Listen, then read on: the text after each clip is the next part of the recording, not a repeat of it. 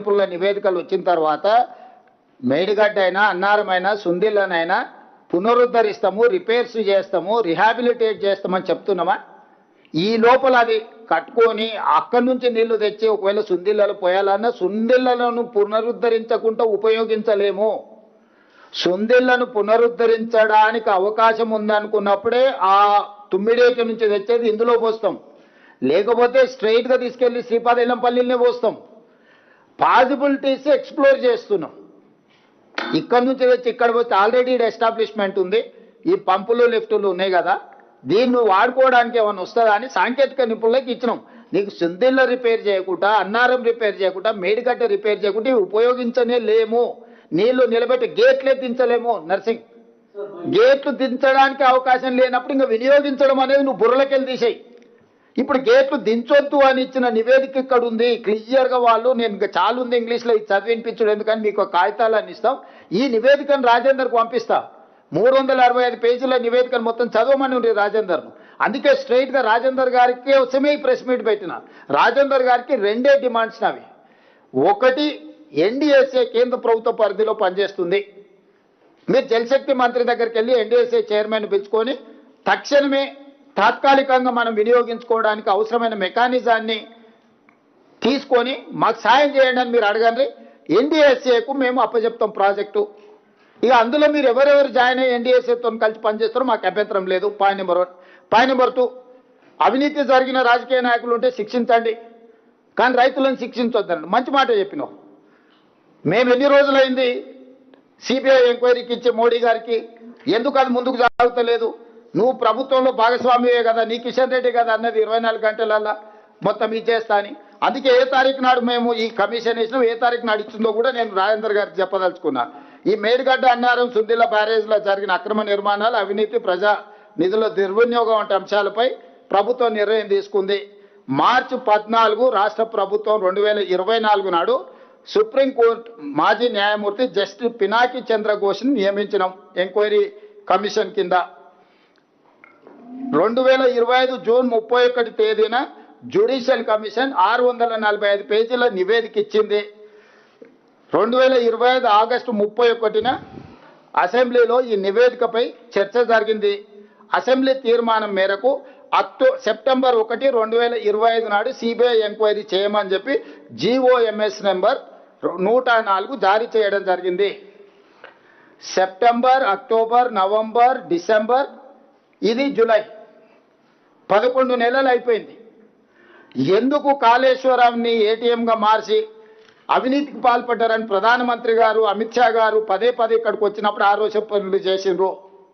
ఏ చీకటి ఒప్పందం ఈరోజు సిబిఐ విచారణను ఆపుతుంది? సిబిఐ విచారణను అడ్డుకున్నది ఎవరు? రాజేందర్ గారు ఎందుకు లేఖ రాస్తలేడు? తక్షణమే సిబిఐ విచారణ చేపట్టాలి, నిధుల దోపిడీకి పాల్పడ్డ వాళ్ళని శిక్షించాలని రాజేందర్ ఎందుకు అడుగుతలేడు? రేపు పార్లమెంట్ సమావేశాలలో రాజేందర్ గారు ఈ అంశాన్ని లేవనెత్తి కేంద్ర ప్రభుత్వం దగ్గర మూలుగుతున్న సిబిఐ విచారణను తక్షణమే ఆదేశాలు తీసుకొని రావాలి రాజేందర్ గారు. రెండే డిమాండ్స్. ఒకటి, ఎన్డీఎస్ఏ పర్యవేక్షణలో నీళ్ళు ఎత్తిపోయడం. 2, సిబిఐ విచారణ తక్షణమే మొదలుపెట్టడం. ఈ రెండింటికి సంపూర్ణంగా ఈటల రాజేందర్ గారికి ప్రభుత్వం సహకరిస్తుంది. అపాయింట్మెంట్ దొరకట్లేదు, అదే కదా.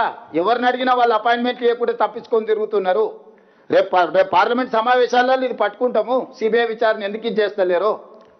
కేసీఆర్కి పేరు వస్తారు, ఒకే కారణంతో మరమ్మతులు ఆలస్యం చేస్తారనే విమర్శ బీఆర్ఎస్ చేస్తుంది. కేసీఆర్కి పేరు ఎక్కడిదిరా నాయన? కేసీఆర్ మొహం జరిగితే బయటకే వచ్చేటోడు కదా.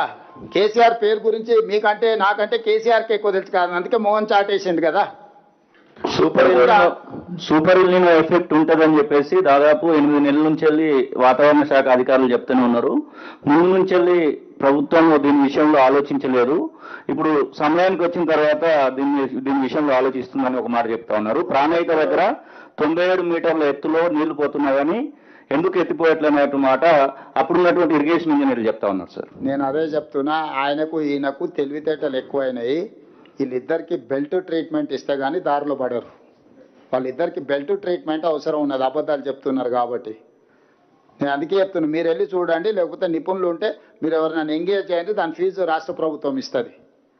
సార్ ఈ అబద్ధాలను చెప్తున్నారు కాబట్టి మీకు వాస్తవాలన్నిటిని కూడా వివరాలతోని మీకు చెప్తున్నాను. ఇంకా వాళ్ళు చెప్పిందే మీరు నమ్మి మీరు ఇంకా అదే దీంట్లో ఉండడం అది జర్నలిస్టులుగా మీకు కూడా పెద్ద ప్రయోజనం ఉండదు. అందుకే ఈ డీటెయిల్స్ అన్ని మీకు వివరించడం. సార్ ఎన్డీఎస్సీ రిపోర్ట్ వచ్చి 15 నెలలు అవుతుంది.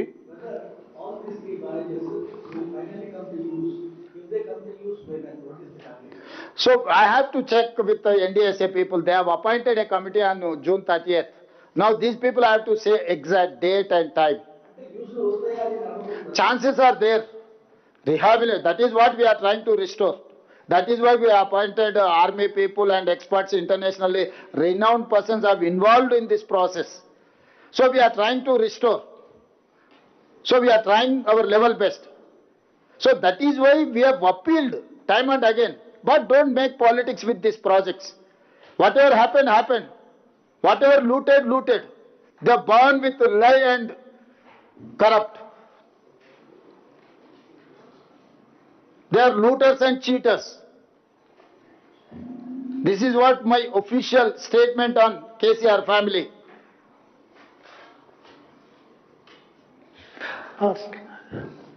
Sir, you mentioned that there should not be, on Kaleshwaram issue, there is politics and no one should play politics. But what's the way forward?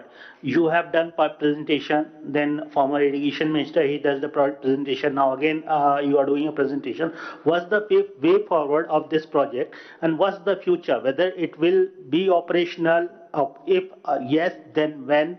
And there are also allegations, opposition parties are alleging that due to this politics and blame game, farmers are suffering. There are several districts which are facing drought because of El Nino effects.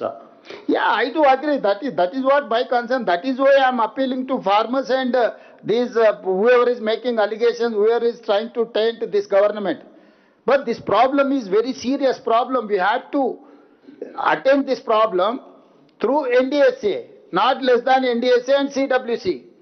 They have categorically suggested NDSA has to monitor this rehabilitation works. We have to support, we have to facilitate to these organizations. We cannot take any other steps than NDSA suggestions. So we are not experts, we are political executive, we are administrators. We are running our government. So we have engaged experts. Experts in water, experts in construction, experts in civil engineers, structural engineers. So they are trying to restore this project. They are examining.